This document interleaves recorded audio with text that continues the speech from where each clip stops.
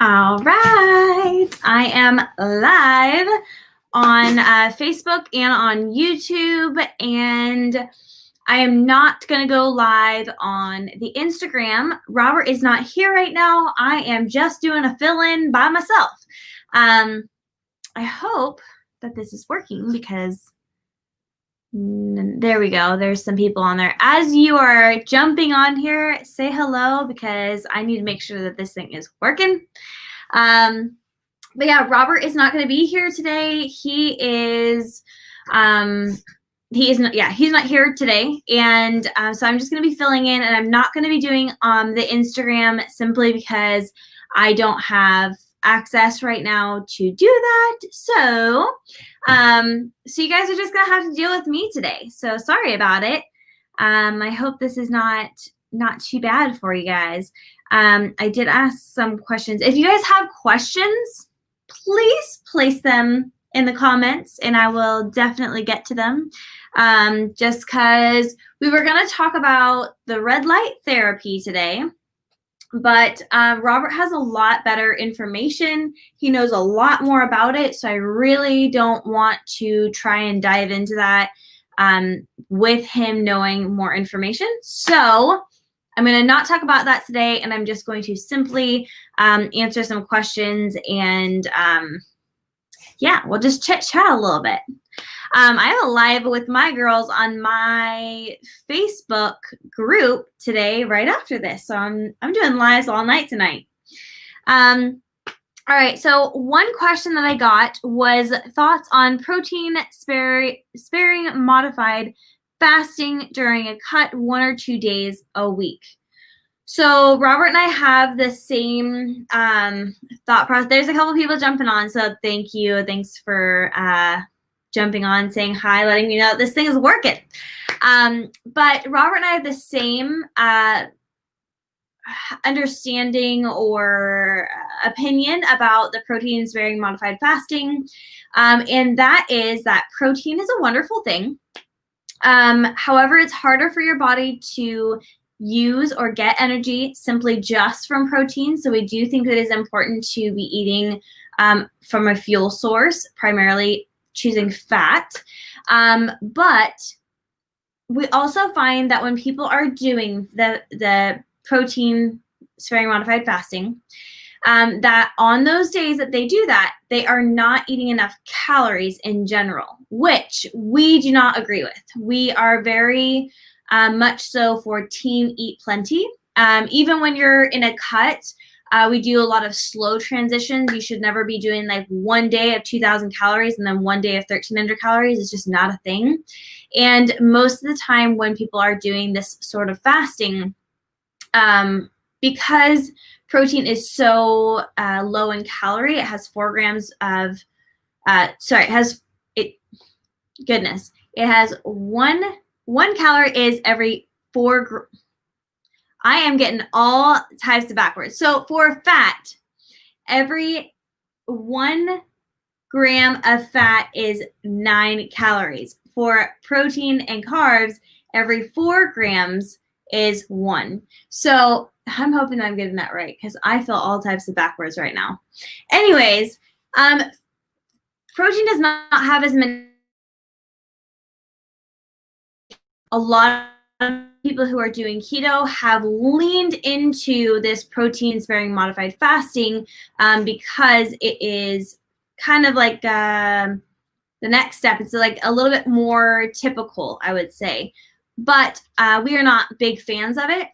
Most of the time people are under eating, and we just don't really go with that. We also don't like move macros up and down super drastically, so there really isn't a point for us to do that. We think keeping it in consistency is really important. So keeping up the fat, keeping up the proteins, things like that is where it's at. It does not mean that it is wrong. It doesn't mean that it hasn't worked for people. It's just not what we prefer to do for ourselves and for our clients. So hello, everyone. Thanks, people, for popping on and wanting to just talk to me because Robert's not going to be here today. So hopefully I don't bore you guys to death. We'll probably end it just like slightly early simply because I don't have anybody else to talk to. So it gets a little bit more boring when it's just me chatting away. Hello, Sunny, Tara. Is that Tawny or Tony? I can never know. Hi from Odessa, Texas. Loving your workout on IG. Well, thank you very much. Hey there, watching love for the first time. Well, welcome. Oh, live, love, not love. I was just gonna go with it, but watching live for the first time. Usually Robert's here with me, but he's not gonna be here today, so you're just getting me for your show today. Want to build muscle, but oh goodness, where'd it go? Okay, I think Robert like clicks these, and oh yeah, I can show it. Okay, want to build muscle now. Lost 75 pounds and don't really know what macros I should do. Well, first of all, thanks for the question. Secondly, that is amazing. 75 pounds down is absolutely awesome. Okay, so what we usually recommend is, generally speaking, when people are trying to lose body fat, they're usually cutting their calories. So my assumption, which could be completely wrong, is that you are currently eating lower calories. And what you don't want to do is drastically jump those up all of a sudden and start eating way more calories than you absolutely need to at this moment. What you want to do is just do a slow, what we call reverse diet. Robert's done videos on this in the past on the YouTube. So those might be something that you actually want to go watch. But reverse dieting can be really, really beneficial for someone who's just finished a cut or has been cutting macros and calories down for a long extended period of time. And what you're going to do is just start where you are now and then slowly add protein and fat to your macros weekly. So that way you can do a slow transition. You're not going to shock your body, shock your hormones, shock your metabolism, all that kind of stuff, but slowly transitioning up. A lot of people are like, I want to build muscle. What macros do I need to do? And then all of a sudden they start eating however many calories, a lot more than they're used to. And then their body does not respond well, and then they go back to under eating. So the slow transition is really what I would highly recommend. Hey, from New Mexico. Howdy from Houston. What's up, Crystal? Mike says, do you know if and when you'll have the Live Savage cap available again? Okay, so 2020 was a interesting year for ordering apparel. Because it was so new to us last year, it wasn't something that we were used to like regularly ordering. We did not anticipate the year going as it did with COVID and stuff. So the apparel was kind of put on the back burner simply because the people that we were ordering a lot of things from were not either shipping out or they weren't able to get their items. So I don't know that we'll do the same Live Savage caps again, but we will definitely be bringing on more soon. We are going to be bringing on some more female items here in the near future, and I'm so excited about it. But we will be announcing a launch of that very soon. And then as we continue on going forward, that's going to be our first launch of 2021. And then hopefully we'll have a lot more items up for sale throughout the rest of the year, but that'll kind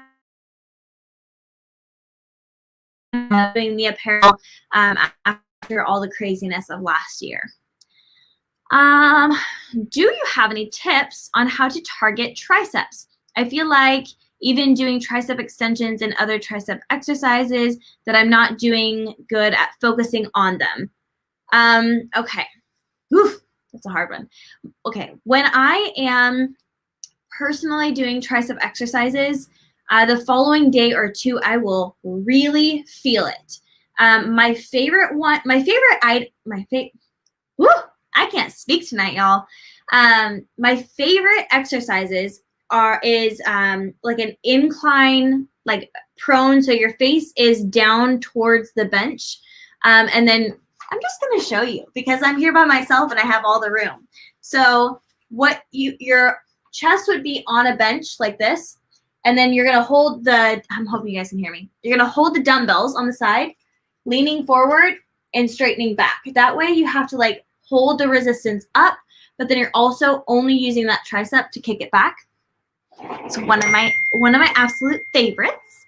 And then I also really like an under, like your fist facing up with the cable, and just doing a single arm extension with the cable. So those are two of the ones that I really like. I like to do isolated movements, so not two at the same time, like using a barbell or something, but I like to use dumbbells or a cable, using only one arm at a time. That way I'm really being able to work both sides equally. Triceps can be a little bit difficult simply because a lot of people can't handle a lot of weight on them. So you might need to kick up the amount of reps that you're doing for those specifically. So those are my two favorite exercises for triceps for sure. Okay. During a cut, what do you think about oh, that's funny. I just answered that question. So if you didn't hear that, I did talk about it earlier in this video. I've only been on here for 11 minutes, so I think probably like 5 minutes ago I started talking about it. You are killing it solo, Crystal. Well, thank you. I'm trying to do my best. Am I entertaining you guys enough? Anybody else have any questions or concerns or anything like that? Anything that I can answer? Again, if you're just jumping on, Robert is not going to be joining us today. He is not here right now. So I just, I guess I can get off of that one. But I just, yeah, it's just going to be me. We were going to talk about the red light therapy, but I decided to wait on that one and only do it when Robert's here. Okay, so that tricep workout with your chest on the bench, are you on your knees? I actually have a video of this, I'm pretty sure. I'm pretty sure I have a video of this on my Instagram, so we're just going to try to scroll through and see if I can't find it, because I feel like that would be easiest for y'all to see it. But let's see if I can. I personally would be laying on the bench. So you can either be on your knees on the seat of the bench, or you can have your legs straight out. Let's see if I can find it. So sorry. Triceps, let's see. Well, with this one, I just did it standing. It's just a dumbbell. Let's see if you guys see that. Yeah, it's just a dumbbell kickback. You can do it standing like that, but I personally find that I swing a lot less when my chest is on the bench. Any recommendations for to promote the natural tightening of loose abdominal skin resulting from significant weight loss? That's a really great question. I don't actually know.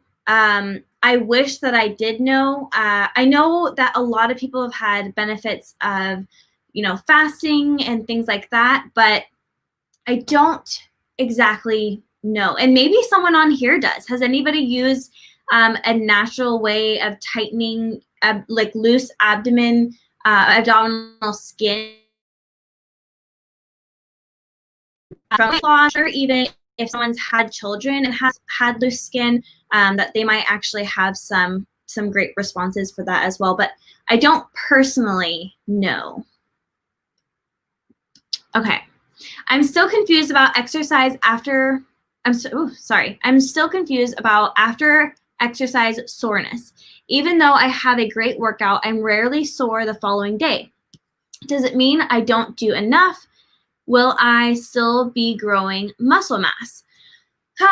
Okay, so if you've been exercising for a while, your body kind of gets used to those movements. So if you're going into the gym and doing a lot of the same things with the same amount of weights, with the same reps, the same sets, the same everything, then probably not challenging your body enough, and it's getting pretty used to those movements. Even if you're just doing like simple bicep curls, rather than doing like simple bicep curls, maybe try to switch it up to like a hammer curl or something like that, to just switch it up a little bit. And if you are going in and doing different things, it is possible that you are recovering really rather quickly, but have you ever gotten sore from your workouts? And if you try something new or you go up in weights, do you get sore? I get super sore, and Robert is more of like the rarely sore. Body fat is at 26%. Should I lower the number before I start working on gaining muscle? That is going to be a totally personal preference. I think 26% is totally fine. As a female, that's totally fine, totally healthy. And everyone's going to wear it differently. So someone who it holds it in their only in their legs is going to look a lot different than someone who holds it all over their body. It doesn't mean that you are more or less healthy. It just means that you hold it differently. So if you are super comfortable with where you are at right now with your body fat, then just start building the muscle. If you feel a little uncomfortable with the amount of body fat that you have, then keep cutting that down until you get to that body fat percentage that you prefer. But for me, I always prefer to build muscle because building muscle allows you to have a different shape.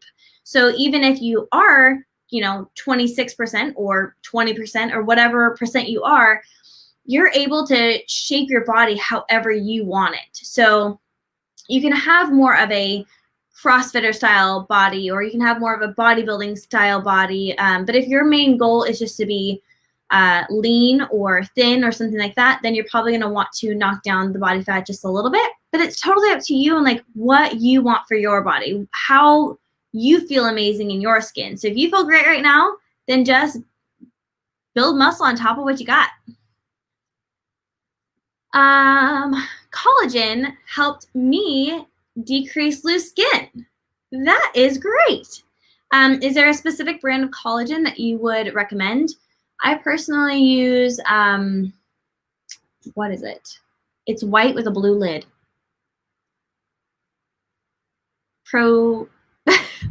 Oh my. I cannot remember. Vital Proteins? Collagen. Yes, that one. Is there one that you would recommend or suggest? Any advice for obsessing over calories and macros? I feel like my relationship with food is unhealthy because of the amount of time I spent deciding what to eat and logging it and tracking to lose 10 to 15 pounds. Okay, first, is there a reason that 10 to 15 pounds is your goal? Is it worth for you to be obsessing over it? Sometimes being fixated on something for a short period of time to obtain a goal is fine. However, if you are using the word obsession with calories and macros, I would feel like that is leading into an unhealthy relationship with food. And at that time, I would say it's probably time to take a step back from tracking. Maybe try to eat intuitively if you are able to. But 10 to 15 pounds, it is a lot. The thing is, 10 to 15 pounds is not a lot.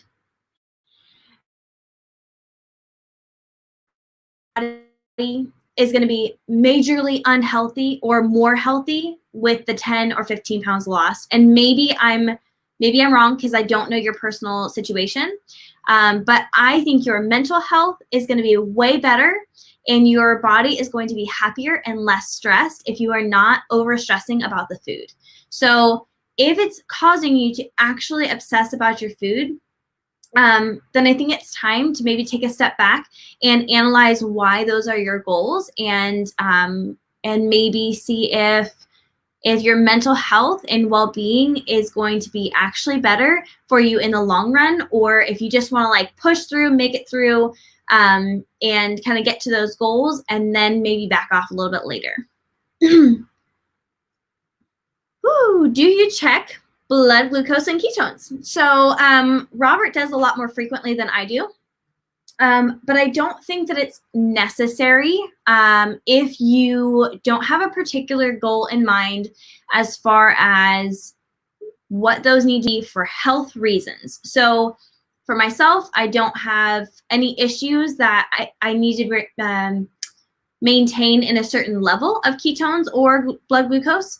My total grams of carbs never goes over 20 every day. So I know exactly what I'm eating, how my body's going to react. And I don't really have any questions of if I feel good or not, because I feel great. Now, if you're eating sweeteners, if you're eating things that have like fillers in it, lots of gums, lots of vegetables, high protein, low fat, things like that, then I would start tracking my glucose and my ketones. If you are eating pretty much the same thing every day, your body's probably going to respond very similar every day. You can also kind of check those around your sleep schedule and the time that you're working out and things like that, to kind of figure out when you're going to sleep the best, when you're going to, when is going to be best for your workouts, what your numbers typically look like. But once you get a good idea of that and you feel really confident and you're eating a lot of the same things without all the sweeteners, without all of the fillers, without the keto junk food, then you don't really have to keep counting unless you're doing it for specific health reasons. Okay, so she uses vital proteins as well for the collagen. When I do something new, I get sore. I do progressive overload and try to switch it up regularly. I do foam rolling, red light therapy, massage and stretching every day, Epsom salt baths 2 times a week. Okay, so you're doing a lot of preventative things from keeping yourself from getting sore. So that's actually really great. You're probably breaking it down a lot. There is nothing wrong with that at all. And I actually love to hear that you're doing all of those things. That's really great. It's better than anything that I do. So I would just keep up with it. And have you gotten like a DEXA scan done? Have you measured your lean body mass? And do you see that increasing at all? I think that would be the best way of figuring out if what you're doing is working. But it sounds like everything that you're doing is great, like the progressive overload, switching things up regularly, and then all the things that you're doing as well is going to be really great for preventing any, muscle soreness or fatigue. I'm really enjoying this light being here because you can't see all my forehead wrinkles. Oh, that's funny. I guess those might help. It's just gets frustrating as my husband always gets sore. Do not measure how great your workout was by how sore you are. A lot of people in the beginning, when they're just starting to work out, their bodies are so sore. It does not mean that their workout was way better than a bodybuilder that's been doing lifting for 20 years. It's just that as you continue to weight train, your body gets a little bit more used to that stimulation. It's not going to be as sore. But again, like I was saying, I get a lot more sore than Robert. And that just might be simply how our bodies respond to those exercises. So he may just be a little bit more sensitive to it than you are. You to impact ketosis. Yeah, it does. It does kind of depend on what sweetener you're talking about. Everyone's going to react so much differently than the next person. So I handle a lot of sweeteners extremely well. I don't have really a lot of issues with sweeteners. However, I know that certain ones are not natural, so I try to stay away from those. And then I try to keep more with the natural ones. So like monk fruit, stevia, things like that. I try to stay away from things that have a lot of like sucralose or ACE-K, acesulfame potassium. What else is there? I can't even think of them. Even things like erythritol, a lot of things have erythritol in them. I would test if that's something that you like to have, a sweetener, then I would test your blood glucose and your ketone numbers after consuming something with a sweetener in it. Again, everyone's going to react so differently. Everyone's insulin reacts so differently. So I would definitely test it on yourself if that's something that you like to enjoy. Thanks. I work out first thing in the morning, and I tried to have about 10 grams of fat before some fuel. For some fuel. Do you recommend more than that, or do you prefer fasted workouts? So Robert and I work out at like 5 or 6 in the morning. And we generally like to work out fasted. However, we do enjoy coffee in the morning. If I liked black coffee, I would probably just have it black and just be completely fasted. But we don't like it black. So we put a little bit of heavy cream in our coffee, and there's nothing wrong with that in my personal opinion. But I wouldn't try to like particularly stay above or below a certain number. I like having a little bit of heavy cream in there, a little bit of fat, but I can't notice a difference, a workout with that and a workout without that. So I think you're totally safe to have that 10 grams of fat beforehand. But if you want to add a little bit more, then do that. Sometimes when we work out a little bit later, like on the weekends or something, I will have like a quarter of a keto brick, and that fills me because that fills my stomach. I feel a lot better going into a workout, especially later in the morning. And yeah, it just satisfies me, but it's not super heavy on my stomach. Out of curiosity, what is my current fat ratio? So I am very aware that people like to take certain macros or ratios or things like that and implement it into their own life after someone states it. I want to put a disclaimer here, right here, disclaimer, that my macro ratio and my macros and my calories are not for others to consume the exact same way. Your body will not react the same way as mine. It may, but likely it will not. In my current fat percentage is about 70 to 72. I generally do extremely well between a 68 and a 72% fat. I recently just did like a 75% fat, and I did so well. But I like to have a little bit more protein in my diet when I am bulking or when I'm trying to build muscle, and my body handles it really, really well. Robert and I are complete opposites. He does well. He does a lot better with a lot more fat. I do a lot better with plenty of fat and a little bit more protein. At times, like if he's doing a cut and I'm just doing my regular, our proteins will actually be the same. That's why I tell everyone to make sure that you're using your own macros, you're following your own body, because Robert and I do not weigh the same. We do not have the same muscle mass. We are not the same at all. We do work out together. So our workouts are the same, but our bodies respond differently. And we can eat the same amount of protein. Like if he is eating a little less and I'm eating a little bit more, we can eat the same amount of protein and both handle it extremely well. But it doesn't mean that I'm this huge, gigantic bodybuilder that Robert is. I just my body handles it and digests it really extremely well. It also depends on the source of what you're going to get, the source of what you're eating. If you handle it really well. If you're eating a lot of like the protein chips, you're probably not going to handle it super well. So I always try to promote eating whole foods and getting a lot of your protein from real animal sources. So it is 5:29 and I have no more questions to answer. So I think I'm going to say toodaloo for now. I'm going to jump on my Lady Savage Facebook group and do a live on there in about 15 minutes. So I am just talking my little life away today. And so, yeah, anyways, I hope you guys have a, let me answer this one really quick. Okay, I have two more. I wanted to begin DSK and find my threshold. I am currently onboarding at, as the InBody says, I started at 19.9 fat. I figure I don't want to get leaner right now. How can I figure my threshold?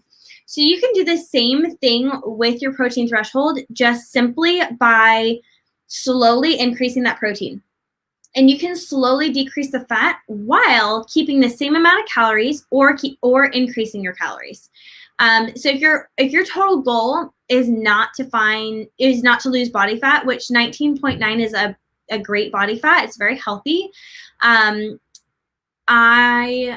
would just simply start increasing your protein and possibly decreasing your fat depending on where you're at, as long as you're eating plenty of calories, and then see when you start to feel like adverse reactions or effects from that increased protein. Are you going to let Rob come elk hunting with us in November? First of all, I don't let Robert do anything. We make decisions together.